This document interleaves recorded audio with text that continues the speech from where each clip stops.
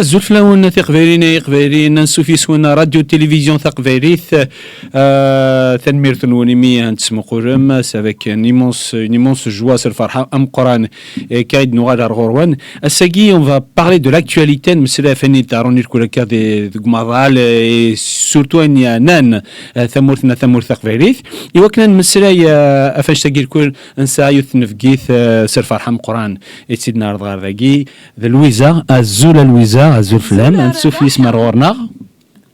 Ansouf, bienvenue. Merci. Voilà. Merci pour votre invitation. De rien.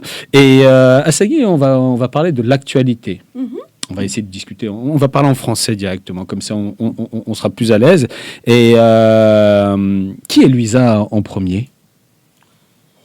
D'une manière succincte, on va dire. Écoutez, je vis en France depuis mon plus jeune âge. Voilà, cette envie de la défense du peuple kabyle et de la Kabylie me vient de mon père. Sinon, j'ai un parcours de syndicaliste depuis plus de 20 ans. Donc voilà, j'ai appris dans le monde syndical, de l'entreprise, ce côté combatif, et puis de défendre ceux qui sont opprimés ou ceux qu'on méprise.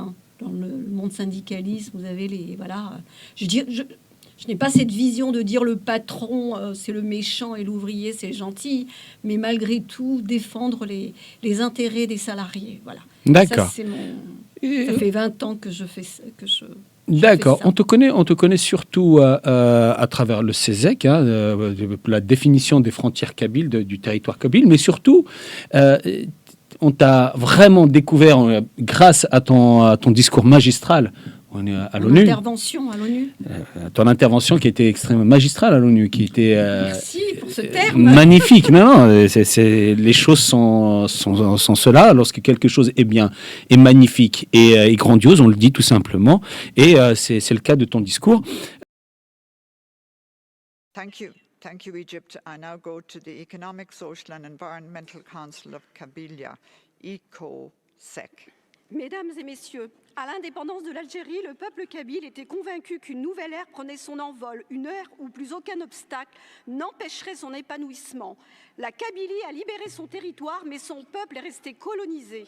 La singularité de ce peuple a été utilisée comme un élément de déstabilisation de l'Algérie afin de justifier les oppressions menées par tous les gouvernements qui se sont succédés. À l'arrivée de M. Tebboune, cette oppression a pris une autre tournure. Il a instauré un terrorisme, un racisme d'État contre le peuple kabyle. Actuellement, des centaines de détenus sont enfermés dans les geôles du pouvoir algérien, 38 étant condamnés à la peine capitale. Le vrai reproche contre ces prisonniers, c'est de nourrir une passion pour leur langue, art, culture et histoire et de vouloir préserver leur identité. Le pouvoir algérien veut éradiquer l'identité kabyle. Seule l'arabité et l'islamité ont grâce à ses yeux. Les cultures autochtones doivent être bannies. Au dernier salon du livre à Alger, les éditeurs kabyles n'ont pas eu droit d'exposer. Pourtant, l'Algérie a ratifié plusieurs conventions de l'ONU régissant les droits de l'homme. Allons-nous continuer à accepter que des pays censés respecter les droits de l'homme les bafouent de manière éhontée? Ces conventions internationales n'étant pas contraignantes dans leurs applications, des pays totalitaires comme l'Algérie les ratifient dans le but d'obtenir une respectabilité, mais aucune application ne suivra. Ce n'est que mascarade. L'Algérie a même accompli un exploit en devenant membre de la Commission des droits de l'homme de l'ONU. Pense-t-on aux populations qui subissent quand on tolère cela? Recommandation: la communauté internationale doit œuvrer afin d'aboutir à ce que les conventions ratifiées soient obligatoirement appliquées sous peine de sanctions. Exiger du régime algérien la libération de tous les prisonniers d'opinion et politique. Abrogation immédiate de l'article 96 bis du Code pénal. Merci, madame. Thank you. Khmini, t'es arrivé à quel moment en France? Est-ce que t'es arrivé très jeune, un peu plus, plus loin? C'est ce que j'ai dit précédemment. Je suis arrivée très, très, très jeune, à peine quelques années. Donc voilà. Et comment justement je vis en France depuis mon plus tendre. Le fait que tu sois arrivé justement aussi jeune en France, comment t'es venue l'idée de défendre la Kabylie, de venir t'intéresser à la Kabylie, parce qu'il y a énormément de monde de Kabyles qui, en fait, bien qu'ils soient, qu'ils aient grandi en Kabylie, et même pire, qu'ils soient venus, qu'ils aient fui la Kabylie pour venir en France, même quand ils sont illégaux ici, ça ne les intéresse pas de défendre la Kabylie. Et en ce qui te concerne, tu as grandi ici, tu es venu extrêmement jeune. Tout à fait. Comment t'es venu ce goût de défendre la Kabylie? Ce que je disais, je tiens ça de mon père, en fin de compte, le côté défense de la culture, de ne pas oublier sa culture, même si je reconnais que vivant en France, voilà, je suis devenue française, hein, entre guillemets, malgré, oui, ce qui est normal. Ce qui est normal, oui. Mais mes origines, les origines de mes parents, je n'oublie pas. Et ça, c'est mon père qui m'a transmis ce côté, cet héritage.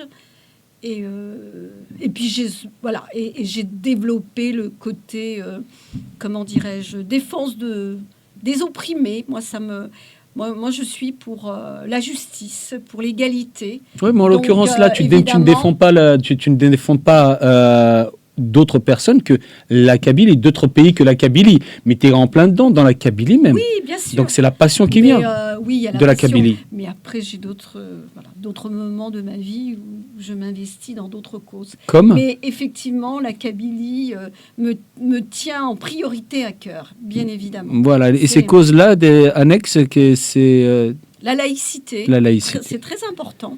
Elle est en train de... Si on laisse faire en France, chacun, à sa manière, la remet en cause. Et je trouve ça gravissime, parce que le vivre ensemble, sans laïcité, il n'y aura pas de vivre ensemble. Chacun se refermera dans sa petite communauté. Et la laïcité est un rempart contre le communautarisme. Donc la laïcité, c'est un sujet qui me tient à cœur et dans lequel je m'investis aussi. Et c'était un rempart contre le communautarisme et contre l'extrémisme. Voilà. Certains extrémistes religieux, dont je ne citerai pas, mais... Voilà. Et à ton avis, quelle est la place de la femme actuellement en Kabylie? Comment tu la vois actuellement? Écoutez, vu de loin, puisque comme je vous ai dit, la Kabylie, j'y suis très peu retournée, mais vraiment très peu, si je puis dire. J'ai toujours vécu. Mais je trouve, en côtoyant des femmes kabyles en France, il y en a certaines, heureusement, qui se sont émancipées. Ce sont des femmes combatives, quand je dis modernes, c'est-à-dire émancipées. Mais il y a d'autres familles où c'est encore le côté patriarcal. Et ça, c'est bien dommage. Je pense qu'à un moment donné... tu penses vraiment que ça existe encore, ces cas-là? Oh oui, ça existe. Moi, j'en ai rencontré. En 2025, on a encore des sociétés assez patriarcales où les filles sont assez contrôlées. Que la fille, de toute façon, elle comment dirais-je, elle a une espèce de chape de plomb. Elle ne peut pas faire ce qu'elle a envie, je veux dire. Comment dire, l'éducation fait que elle est dans dans une prison dorée, si je puis dire. C'est-à-dire que même si on ne lui dit pas, ne fais pas ça, mais elle sait pertinemment qu'il y a des limites à pas dépasser. Il y a le côté patriarcal est encore là. Je suis désolée, mais ça existe. Et dans beaucoup de familles. D'accord. Moi, je l'ai côtoyé, je l'ai rencontré. Là, tu parles des cas en France. En France, oui. De ta vision d'ici. En Kabylie, les quelques fois, très rarement, j'y suis allée.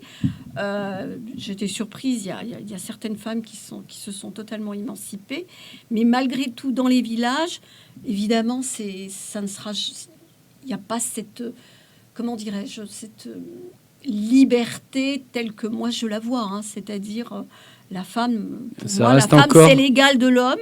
Ce n'est pas encore le cas. Il y a encore des pensées assez archaïques. Il ne faut pas se voiler la face non plus. D'accord. On le ressent aussi dans les discours quand j'ai parfois des dialogues avec des hommes, certaines personnes, on sent dans les termes employés qu'il y a ce côté un peu misogynie qui est encore là. Et après, je vais vous dire, même dans la société française, hein, moi je le vois dans mon entreprise, on met des choses en place pour éviter, pour comment dirais-je, parce que malgré tout, il y a toujours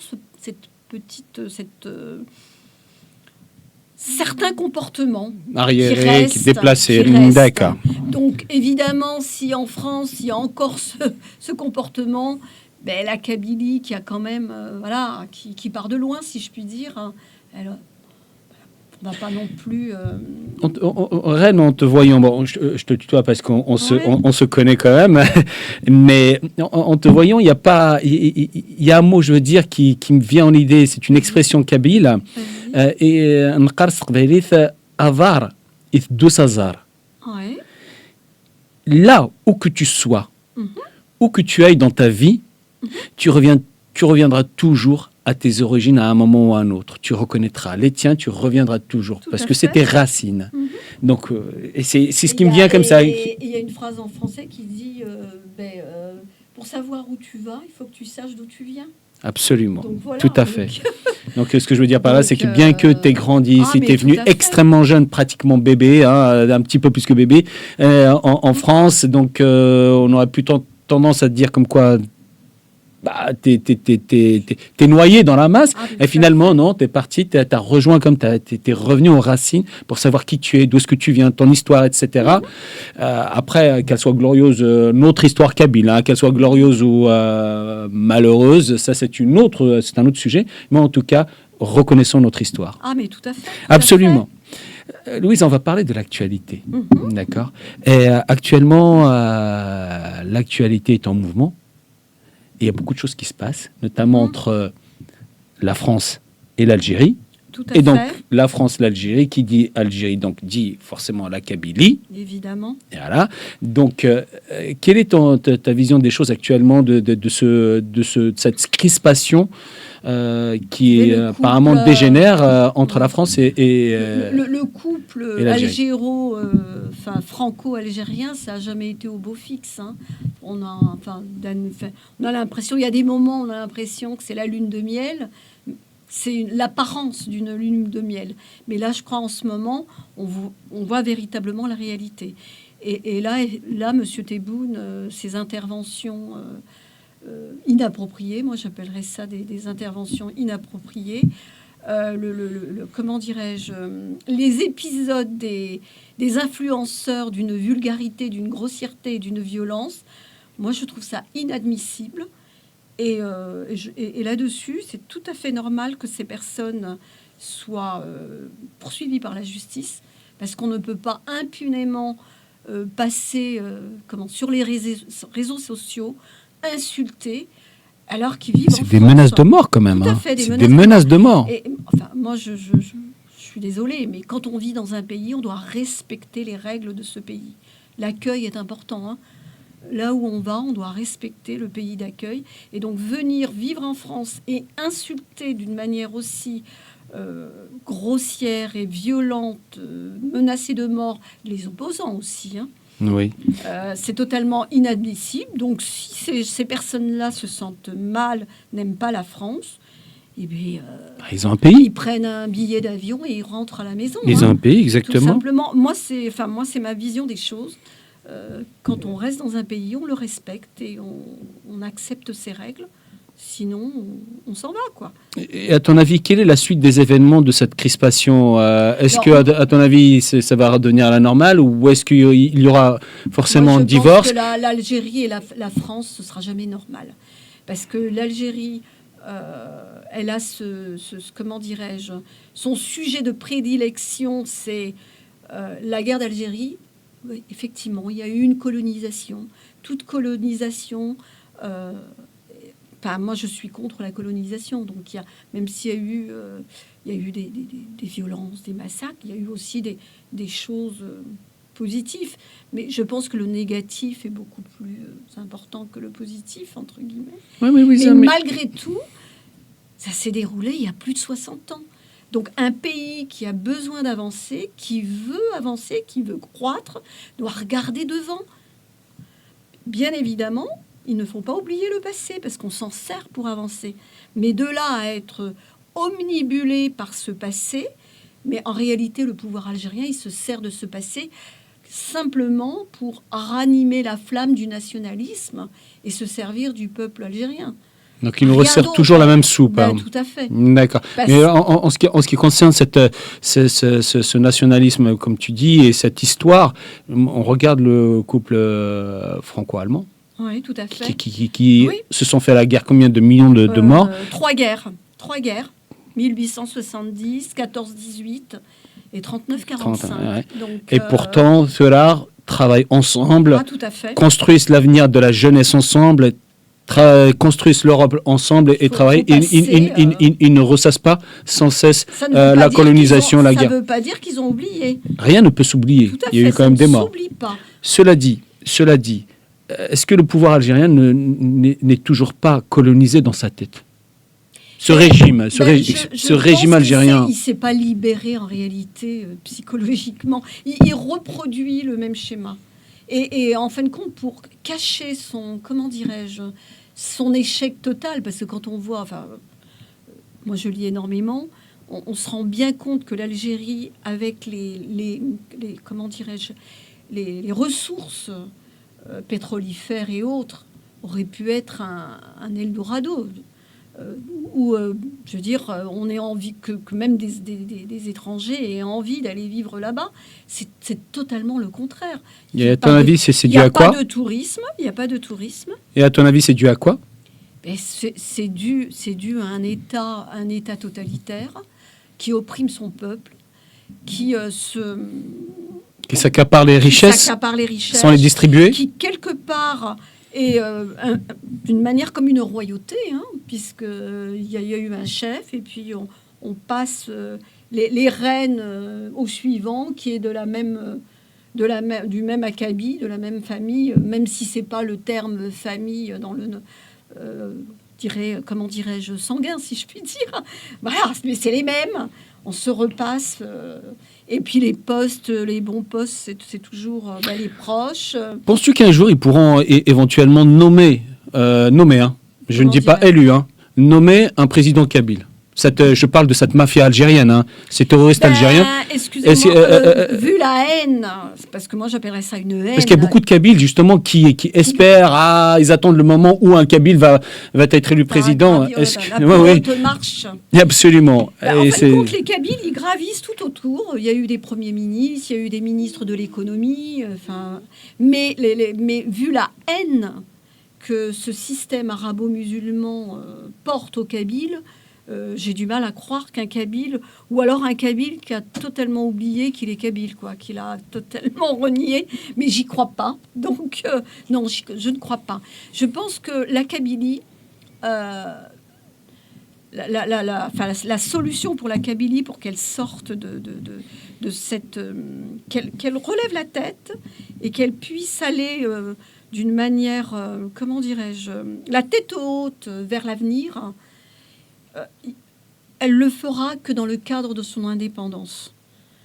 Parce que tant qu'elle sera à l'intérieur de ce pays qu'on appelle l'Algérie, il n'y aura pas de paix pour elle. C'est l'intolérance au quotidien, c'est la violence, c'est le mépris. Des gens sont condamnés à mort, condamnés à mort, même si effectivement la peine de mort telle qu'elle existait, l'Algérie ne peut plus l'appliquer du fait qu'elle a signé un accord, mais des gens qui sont condamnés à perpétuité malgré tout, alors que a priori ils n'ont pas fait grand-chose, ils n'ont rien fait à part peut-être parler haut et fort de leur culture, de leur souffrance. Donc, quand on en arrive à des gens des personnes qui n'ont une croyance autre que l'islam sont violentées, leurs églises sont brûlées, donc les chrétiens sont pas tolérés. Comment voulez-vous que la Kabylie, le peuple kabyle, puisse s'épanouir dans un pays qui nie leur existence quelque part? C'est nier totalement leur culture, leur langue, c'est nier totalement leur existence, puisqu'on leur demande de disparaître, de se fondre, ou alors de disparaître totalement. Donc, Moi, la seule solution, c'est l'indépendance, c'est qu'ils dirigent leur territoire. C'est la seule solution. Mais est-ce que ce n'est pas justement ce qui arrive actuellement? Quand tu parles de disparition, bien sûr, c'est pas une disparition physique, mais c'est une disparition culturelle. C'est-à-dire que vous n'êtes plus kabyle, vous êtes algérien, mais comme l'Algérie est arabe, de fait, vous êtes arabe. Quand je dis disparaître, donc fini les kabyles. Vous savez pertinemment qu'avec toutes ces comment dirais-je, cette oppression, ces personnes qui sont arrêtées, puisqu'on le sait, enfin, il y a des centaines de personnes qui sont derrière qui sont dans les geôles du pouvoir algérien pour avec des jugements totalement iniques, devant un tribunal digne de ce nom dans un pays démocratique, ils auraient été libérés sur le champ, si je puis dire. Là, ils sont condamnés à des années de prison. Vous avez ça. Bon, en France, actuellement, on parle de la Kabylie, mais c'est parce que Monsieur Boualem Sansal, ce grand écrivain, subit les mêmes souffrances que ces centaines de Kabyles Encore un dossier monté de toutes pièces de la part de l'Algérie, ou vous pensez qu'il y a quand même des choses vraies? Qu'est-ce que vous en pensez? C'était une occasion. Qu'est-ce que tu en penses, pardon? C'est une occasion qu'ils n'ont pas ratée. Boualem Sansal, certains disent ce monsieur, mais quelle idée qu'il a eue de rentrer au pays, franchement. Il est chez lui. Il aurait jamais dû y aller. Moi, j'ai entendu. Il est chez lui, non? Il l'a bien cherché. Mais tous les ans, il rentrait, puisqu'a priori, il vivait à Boumerdès. Oui, il rentre chez lui. Il rentrait chez lui. Il est franco-algérien, mais il est chez lui. Il a une maison. Il était persuadé que depuis des années, il rentrait. On ne l'avait jamais arrêté. C'est vrai, moi, j'ai eu l'occasion de lire ses ouvrages. Dans la plupart de ses ouvrages, il parle de l'Algérie et il parle du marasme, de la souffrance.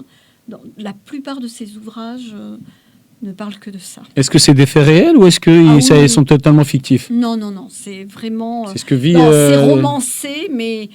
Dans la plupart de ses ouvrages, il ne parle que de l'Algérie, et de l'échec de cette indépendance.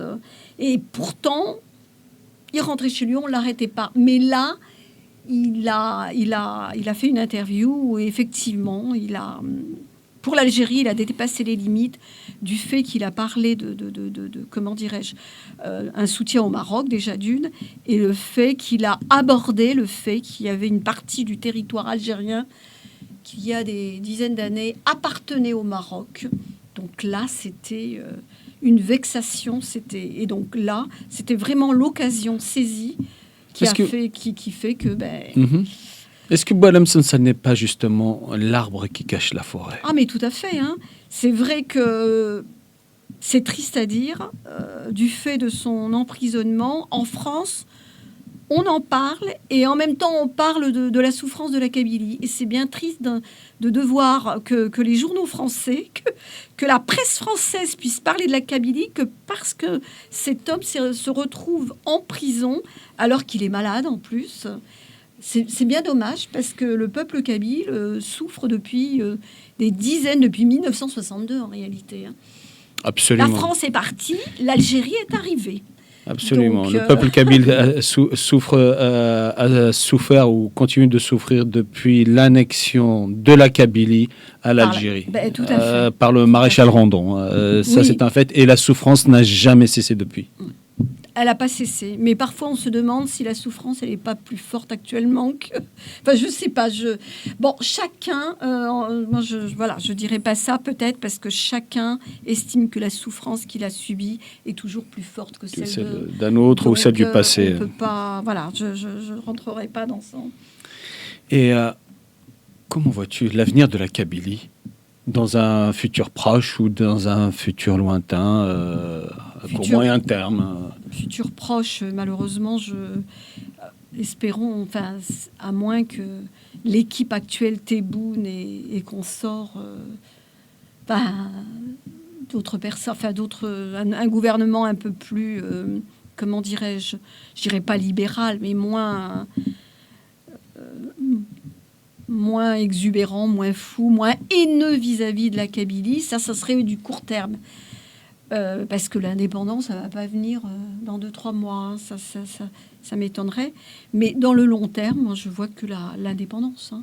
Je ne vois... Enfin, il n'y a pas d'autre solution. Hein. Donc l'indépendance...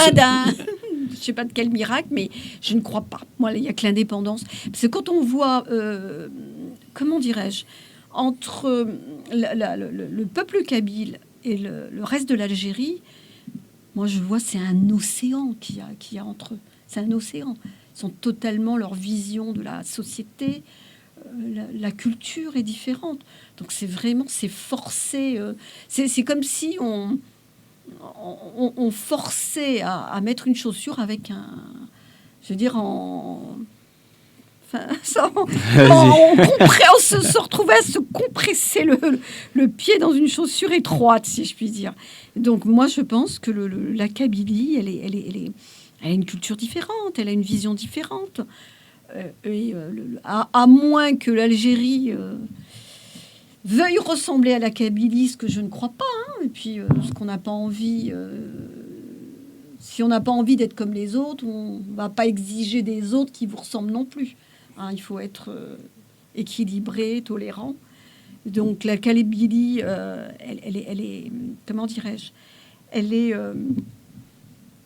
veut garder ses racines, sa langue, sa culture. En face, vous avez des pouvoirs qui se sont succédés. Hein. Il n'y a pas que M. Tebboune, hein, même ses prédécesseurs. Hein. C'était même d'une manière un peu peut-être moins violente, mais malgré tout, il y a eu des périodes, il y a toujours eu des périodes de violence. Et l'objectif, c'est de transformer le Kabyle, de lui faire perdre sa singularité, son identité. D'accord. Donc quand je dis la disparition, c'est que avec cette oppression très forte actuelle, c'est que vous avez énormément de Kabyles qui quittent la Kabylie. C'est un exode de masse, effectivement. Oui. Donc, quelque part, c'est tout bénéfice pour le pouvoir actuel. Parce que si un peuple est dans l'exode et s'en va ailleurs, la place, on libère de la place, si je puis dire. Ça, vous prenez l'exemple en Chine, au Tibet. Le peuple tibétain a été totalement méprisé, écrasé. Maintenant... au Tibet, vous avez des populations chinoises qui vivent en grande majorité. D'accord, Tanmir Thim. Juste une dernière question avant de nous quitter. Je veux que tu dises quelques mots sur l'Arvana Thirathin. Comment tu l'as perçu? Comment tu l'as vu? Quel est ton sentiment vis-à-vis de ça? Voilà, l'Arvana Thirathin de 2001, les feux de forêt, 2021, les feux de forêt, les assassinats, parce que ce sont des assassinats que le pouvoir algérien a tué la population. Quelle est ta vision de ça, L'Arvana Thirathin, les gens qui sont en prison, les jeunes qui sont en prison, enfin tous ceux qui sont en prison, c'est une injustice mais totale. Les feux de forêt, moi, d'après les informations, les lectures que j'ai pu avoir, ce sont des feux qui ont été provoqués, a priori, par le pouvoir, hein, pour punir le peuple kabyle. S'ensuit, malheureusement, des forêts qui sont brûlées. Donc, c'est l'écosystème qui est attaqué, si je puis dire. À une époque où on parle d'écologie, de préservation de notre planète... je trouve ça, franchement, c'est scandaleux. Mais quand il y a des feux de forêt, vous avez bien évidemment des gens qui en pâtissent, des morts, des gens qui perdent leur maison, des villages brûlés. Et puis pour camoufler tout ça, on fait assassiner par un jeune homme qui est venu d'Oran pour apporter son aide. Et on colle l'assassinat à une population. Mais pour le moment, on n'a jamais su qui l'a tué. Mais c'est clair et net que c'est pas les jeunes d'Arvana Thirathin qui l'ont tué. Ça, c'est clair et net. Il serait peut-être temps d'élucider ce mystère. Qui l'a tué? Mais ce n'est certainement pas les personnes qui ont été arrêtées. D'accord. Et à ton avis, ce génocide sur la Kabylie, est un message donné aux Kabyles ou c'est une sanction, c'est exactement quoi? C'est une punition, c'est c'est suite à quoi cette punition? Que le pouvoir est capable de toutes les outrances et que rien ne l'arrêtera. Donc c'est où vous vous soumettez ou vous avez gros à perdre. Et mettre le feu et voir des populations périr, c'est un génocide, hein, pour moi, je suis désolée. Hein. Donc pour toi, c'est cette idée indépendantiste qu'ils ont voulu sanctionner, cette idée indépendantiste ancrée chez les Kabyles, qu'ils ont voulu... Cette idée de vouloir l'indépendance, certes, mais aussi de garder de ne pas rentrer dans le moule de l'Algérie, de ne pas suivre le diktat de ce pouvoir. Donc c'est un signe fort quand on arrive à venir mettre le feu d'une main sciemment, tout en sachant qu'il y aura des victimes. Donc moi je trouve que c'est un génocide, hein, je suis désolée, c'est la plus grande punition. C'est punir, c'est montrer, on peut aller très loin. C'est où vous vous soumettez, ou la prochaine phrase, ce sera pire. Ça peut être ce message. Hein. Sachant que ce génocide-là, il y a eu quand même des bébés tués, des enfants morts avec leur mère dans les bras. Quand on met le feu à une forêt, bien évidemment, il y aura des bébés, il y aura des enfants, il y aura des femmes, des hommes. C'est clair et net. Hein. Mais ça ne les dérangeait pas. C'est simplement mettre en place leur politique. Et tout moyen est bon pour imposer leur dictat, quel que soit le moyen utilisé. Il y a un terme qui me dérange énormément actuellement dans les médias, parce que les médias français, notamment français essentiellement, parce qu'on est impacté par ça, parlent énormément de l'Algérie. Oui. Et moi, personnellement, ça me choque, mais j'aimerais avoir ton sentiment. On parle de l'Algérie sans parler du régime algérien. Pour moi, on ne peut pas mélanger l'Algérie au régime algérien. Qui dit Algérie dit le peuple algérien, qui lui n'a rien fait. Il est aussi victime. Oui, tout à fait. Et le régime algérien. Quelle est ta lecture sur cette sémantique? Tout dépend des journaux. Hein. Certains, certes, parlent d'Algérie, mais il y en a qui font quand même la différence. Hein. Moi, certains que je lis, ou même que des chaînes entre le régime et l'Algérie. Il y en a certains il y a certains journaux qui font cette différence. D'accord. D'ailleurs, ils parlent de Monsieur Tebboune, ils parlent du régime algérien. Et d'ailleurs, à certains, à chaque fois qu'ils parlent de l'Algérie, ils insistent en disant nous parlons de l'Algérie, mais nous stigmatisons pas le peuple algérien. Après, bon, mais non, ils font la différence. Parfois, il y a des journaux qui font des raccourcis en disant l'Algérie, point barre. Mais c'est dommage de faire ce raccourci-là, voilà, il n'y a pas lieu de le faire. Mais voilà, mais pas tous. Il y a un certain nombre de journaux télévisés, d'ailleurs, qui font cette différence. D'accord. Et qui mettent en avant le fait qu'ils n'ont rien contre le peuple algérien. Qu'ils estiment, qu'ils respectent. Moi, je l'ai entendu à maintes reprises. D'accord, ok. Je pense qu'il ne faut pas généraliser. Donc, à Rome, le seul espoir de survie, de vivre, de développement dans la paix et la sérénité, c'est l'indépendance de la Kabylie. Tout à fait. À moins qu'un jour, il y ait un miracle et que toute la Kabylie oui, le miracle, mais généralement, n'existe pas. Toute l'Algérie soit indépendante, enfin, soit un pays démocratique, mais ça, j'y crois pas trop. Ok. Louisa, un dernier petit mot d'espoir peut-être à rajouter, donner l'espoir à Kabylie. Oui, de toute façon, dans la vie, il faut qu'il y ait de l'espoir, hein, parce que s'il n'y a pas d'espoir, on ne fait plus rien. On baisse les bras et puis plus rien ne se déroule. Mais il faut toujours garder de l'espoir.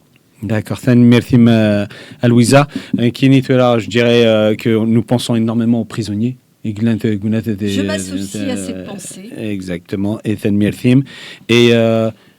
vive la République fédérale de Kabylie. Hein? Oui, tout à fait.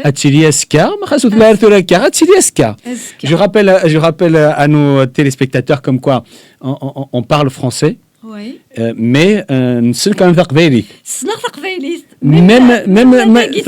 même دقيت كرا تصير تمش تحت ماضي سي فري كو ناتي لي بلوز ايزي يكوني وكن مسري انا سترومي مي تمسري تقبيلي باسكو نتمسري ياكن تقبيلي خاصة كن ماشي تقبيليت لكن ليتيرير انتيليكتوال كراكا دونك مي تمسريت كمان ثنمرثي منويزة ثنمرثي مدام قران تسنيا الزول وإذا كنت مورت الزول في سماتين ثمثنا يقلي تسيدي نثورة كذي ثمورت ما ذوي كذا هندي سمو قرن يقدو إذا كيركل سلان راديو تلفزيون ثقريري تسنيا abonnez-vous à la chaîne radio télévision Kabyle RTK et ثنمرثي مين سمو قرن ما كنت دينير à la prochaine fois encore une fois vive la Kabylie, vive les Kabyles, vive la République fédérale de Kabylie. Tanmirth. تنميرث Allez, c'est